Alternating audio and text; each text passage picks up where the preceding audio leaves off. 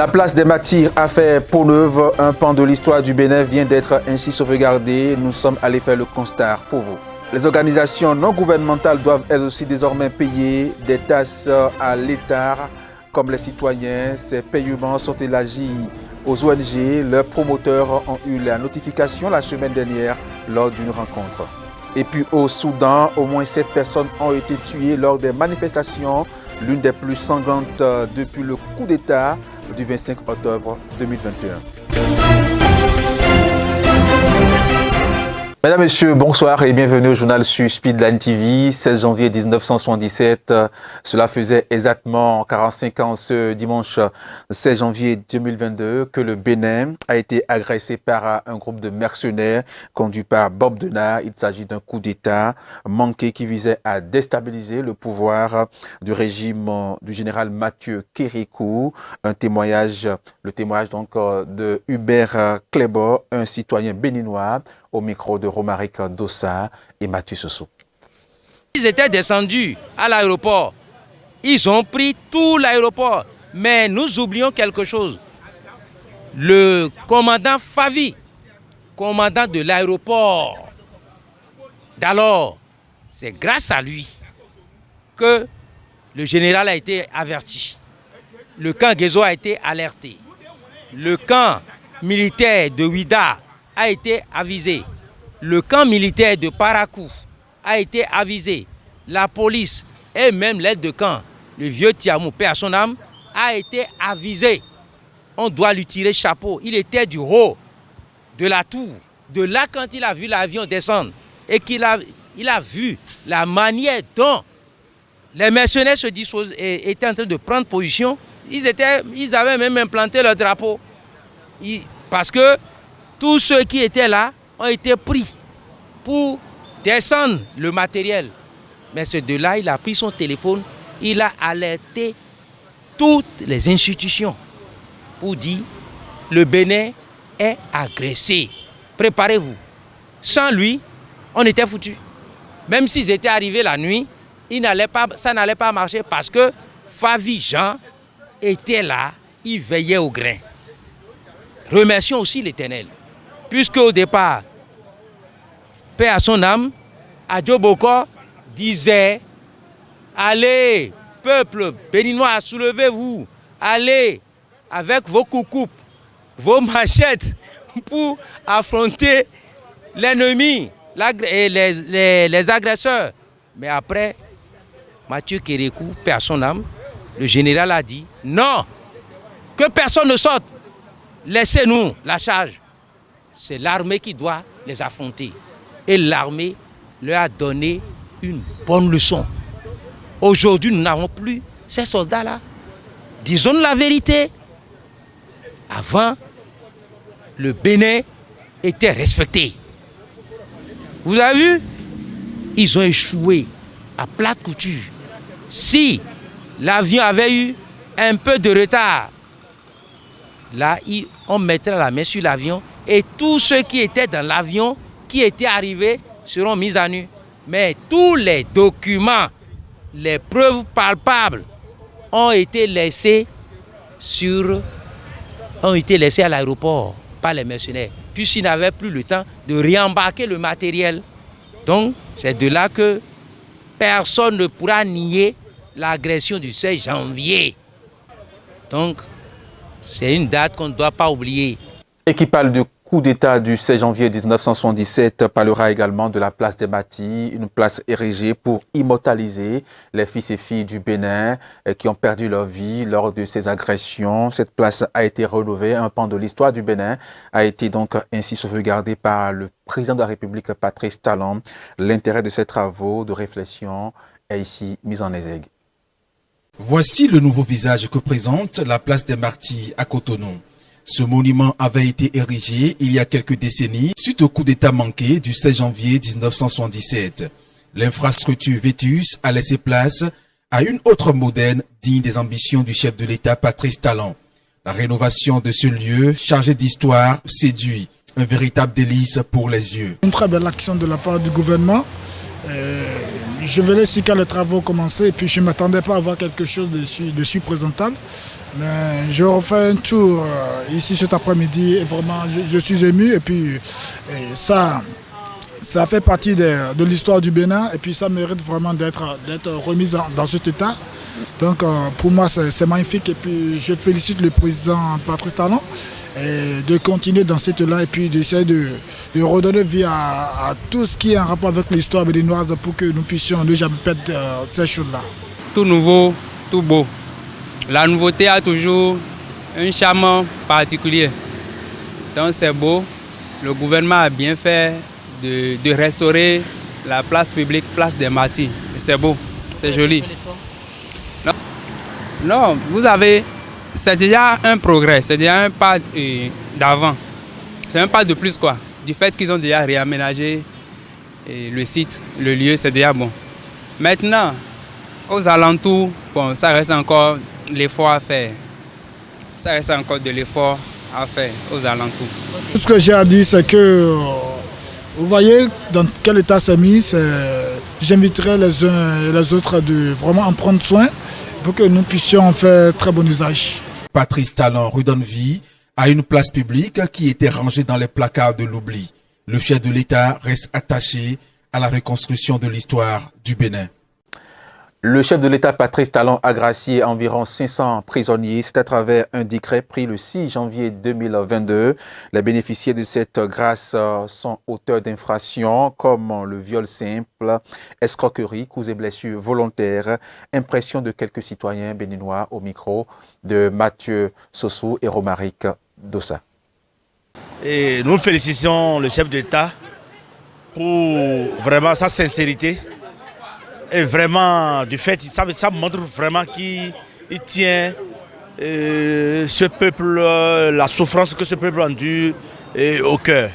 499 Béninois ont retrouvé la liberté et vont regagner leur famille. C'est déjà très bien et salutaire. Mais l'autre chose, il faut penser déjà à leur réinsertion. Parce que ces personnes qui sont graciées aujourd'hui, il y en a parmi eux qui ont déjà perdu leur travail. Il y en a dont leurs femmes sont parties. Maintenant, il faut les préparer à reprendre vie dans la société. Il ne faut pas seulement gracier pour gracier, mais penser très rapidement à leur réinsertion dans la société. Le conseil que j'ai à donner à ces gens, c'est que de ne plus reconnaître encore ces actes. Si c'est ceux qui ont volé, ceux qui ont fait de la politique, ceux qui ont incité le peuple à aller faire de n'importe quoi, de casse, ils n'ont qu'à encore ramené encore la balle. Ils n'ont qu'à vu tout le temps qu'ils ont fait en prison. Ils ont vu qui? Est-ce qu'ils ont vu un peuple derrière eux? Est-ce qu'ils ont vu un peuple aller vers les parents pour dire ah voilà tel fils qui est en prison à cause de tel problème, voilà ce que notre rapport. Non, ils n'ont qu'à penser à eux-mêmes et penser au développement du pays. 499, c'est bon. Je l'encourage maintenant à libérer les gros calibres. Rekia Madougou, Joël Aïvo et tous les autres détenus politiques. Les deux dont il est question, et leur dossier, ça dépasse moi mon entendement. Je ne suis pas dans le secret de la justice pour savoir s'ils sont effectivement innocents ou pas. Mais je fais confiance à la justice de mon pays et ils sont en train de faire leur travail. Certainement qu'il y aura une suite pour eux. Il faut que ces détenus politiciens reconnaissent aussi qu'il a un président de la République qui est là, qui est élu de façon démocratique et pour gérer ce pays pendant 5 ans. Et que lorsque un chef d'État est au pouvoir, il doit le savoir, le pouvoir c'est pas rien. Le pouvoir se respecte et on respecte celui qui l'incarne. Donc si cette détenu politique veut vraiment recevoir la grâce du chef de l'État, il faut qu'il revoie aussi les copies. Et commencez par aussi se préparer et passer par les coulisses et qu'ils envoient des sages, des gens, par des courriers et que demander aussi la grâce, il est qu'à demander l'humiliation. Qu'est-ce qu'il pense? Le président, il est président. Hein. Quand on veut ou pas, vous allez vraiment m'excuser pour ces propos, mais le président, après le Dieu, c'est lui. Hein. Donc actuellement, maintenant, c'est lui qui décide du sort de chaque Béninois. Donc moi je voudrais que les gens aussi, ces présidents aussi, pensent aussi et disent qu'il y a un chef il faut que nous nous rabaissons pour bénéficier aussi de sa grâce. Sinon, c'est une très bonne chose. Et ces gens aussi qui vont retrouver les parents. Et vraiment, c'est une joie au début d'une année. Ah, c'est vraiment c'est à féliciter. Et je remercie le chef de l'État pour vraiment son courage et pour sa détermination et pour sa vérité. Pour sa vérité pour le peuple béninois. Le gouvernement du Bénin, avec sa logique de se mettre en phase avec les réalisations, met un point d'honneur sur le paiement des taxes par les citoyens. Ces paiements sont désormais élargis aux organisations non gouvernementales, ONG donc. Leurs promoteurs ont reçu donc des notifications la semaine dernière lors d'une rencontre. Images et sons. Les nouvelles mesures fiscales annoncées par le gouvernement béninois s'élargissent désormais aux organisations non gouvernementales. Cette mise en place de nouveaux barèmes et de nouveaux modes de collecte des taxes et impôts est appréciée par certaines ONG qui pensent que tout le monde est appelé à mettre la main à la pâte pour une meilleure croissance économique du Bénin. C'est qu'il faut que tout le monde sache, en tant que ONG, les promoteurs, ils doivent savoir que ils ont des obligations vis-à-vis de l'État dans le cadre du développement et que c'est chacun qui doit participer au financement des programmes qui peuvent nous amener ou qui nous amènent au développement. C'est du civisme. Chacun doit se dire, ce qu'on est en train de faire là, j'ai mis la main à la poche pour que cela se fasse. D'ailleurs, c'est ça qui va permettre à nous, les ONG, de demander des comptes à l'État. Vous avez d'autres ONG qui, d'une manière ou d'une autre, font du commerce déguisé. Vous voyez? Il arrive des fois où vous trouvez des ONG qui vendent des produits médicinaux, qui transforment les herbes en produits et vendent contre telle ou telle maladie. Vous avez des ONG qui transforment l'ananas en jus. Vous avez des ONG qui transforment le manioc en gari. Ces mesures et perspectives pour d'autres doivent être revues et appliquées selon le poids et la nature de l'ONG. Il y a des ONG, bien sûr, que le gouvernement peut-être ont ciblé, ont vu qu'ils ont la force financière qui peut accompagner le développement du pays. Mais au niveau des taxes, qu'ils voient un peu l'équilibre, voient un peu ces ONG qui sont un peu faibles financièrement et les subventionner, pourquoi pas. Donc raison pour laquelle je dis que c'est normal et nous jugeons bon que cette réforme et cette taxe-là qui vient, nous en tant que membres de la société civile, on dit qu'on va payer les taxes et c'est pour nous dire que nous sommes désormais au moins alertés sur cette réforme-là. Et nous allons accompagner, nous ne refusons pas. Nous allons accompagner, mais ce n'est pas tous les ONG. Nous n'avons qu'à voir ces gens de ONG qui vont au moins tasser pour que au moins nous ayons au moins un équilibre dans la gestion de ce pays pour que le pays soit vraiment émergé. Il s'agit désormais donc pour les acteurs béninois du public et du privé de consentir davantage d'efforts dans la logique du développement.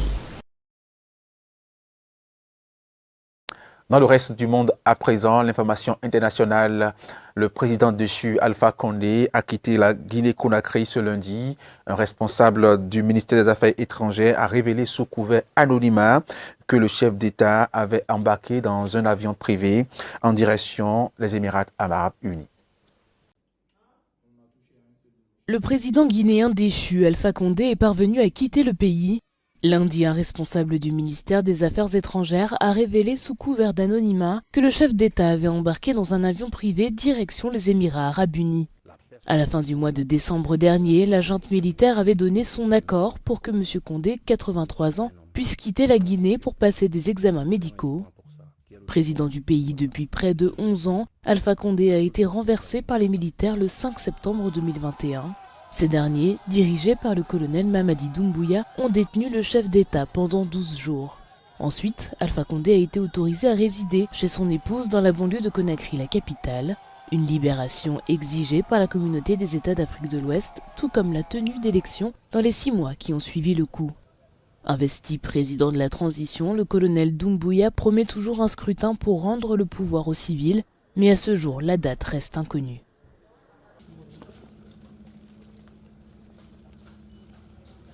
Je l'annonçais en titre, au moins 7 personnes ont été tuées lors des manifestations au Soudan. Cette manifestation est l'une des plus sanglantes depuis le coup d'État du 25 octobre 2021. Images et son. 7 personnes ont été tuées au Soudan alors qu'elles manifestaient contre le coup d'État du général Al-Burhan. La répression meurtrière des protestations contre le pouvoir militaire ne faiblit pas depuis le mois d'octobre. Selon les médecins, les forces de l'ordre tirent à balles réelles sur la foule et poursuivent les contestataires dans les rues à coups de grenades lacrymogènes et de canons à eau. Je suis contre la tyrannie, les dictatures et tout régime qui s'oppose à la liberté ou à la justice des gens. Je suis contre l'inégalité entre les Soudanais, qu'il s'agisse de la répartition des richesses, de la liberté d'expression ou de toute autre chose. Je suis ici aujourd'hui pour résister au coup d'État militaire qui s'est produit le 25 octobre. On espère que notre révolution libre atteindra la voie civile démocratique et que le peuple soudanais accédera à tous ses objectifs. Selon l'OMS, les forces de l'ordre attaquent régulièrement les blessés et les médecins des hôpitaux. Depuis le coup d'État militaire du 25 octobre, 71 personnes ont été tuées par la répression policière. Le porte-parole du gouvernement somalien visé par un attentat suicide, le représentant de l'État s'en est sorti avec de légères blessures et c'est une affirmation du bureau du Premier ministre. Attaque djihadiste en Somalie. Le porte-parole du gouvernement Mohamed Ibrahim Moualimou a survécu à un attentat suicide. Selon plusieurs témoins sur place, un membre du groupe d'Al-Shabaab a tenté de monter dans la voiture du représentant avant d'enclencher ses explosifs. Les services du Premier ministre ont annoncé que le porte-parole souffrait de légères blessures. J'ai vu la voiture filer et tourner à gauche alors qu'un homme s'accrochait aux côtés du véhicule. Je ne sais pas si c'était un kamikaze. Dans la minute qui a suivi, on a entendu une grosse explosion qui m'a fait bouger. Je suis tombée sur le sol brusquement. Je ne sais pas qui a été tué, mais de la chair humaine a volé sur nous depuis le lieu de l'explosion. Selon les policiers sur place, 2 autres personnes ont été blessées par l'explosion. L'attaque est survenue après que les dirigeants ont accepté de clôturer les élections parlementaires d'ici le 25 février. Les retards répétés menaçant la stabilité du pays.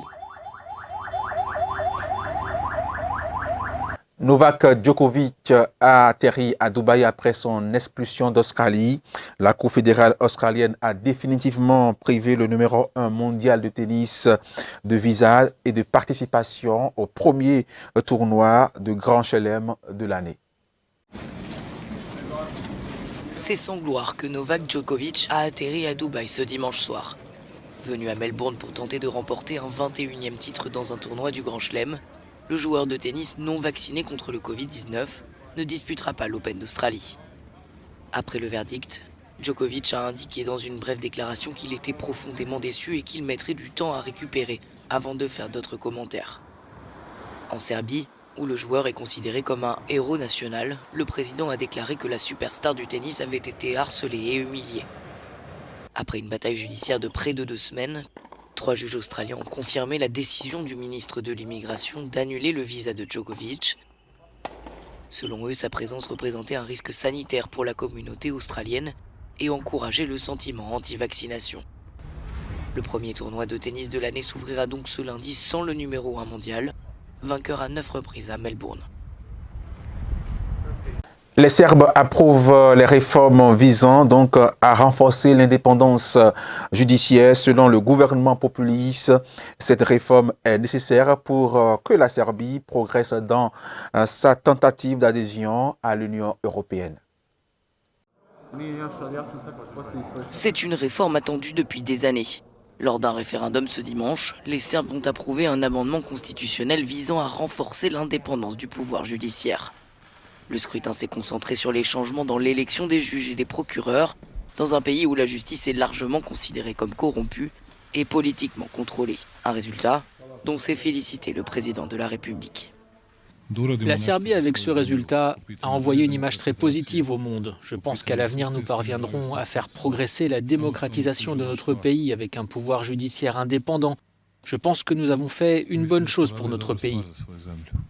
Selon le gouvernement populiste, cette réforme est nécessaire pour que le pays des Balkans progresse dans sa tentative d'adhésion à l'Union européenne. L'institution, ainsi que les États-Unis et d'autres pays occidentaux ont salué conjointement dans un communiqué ce pas en avant vers l'alignement de la Serbie sur les normes européennes.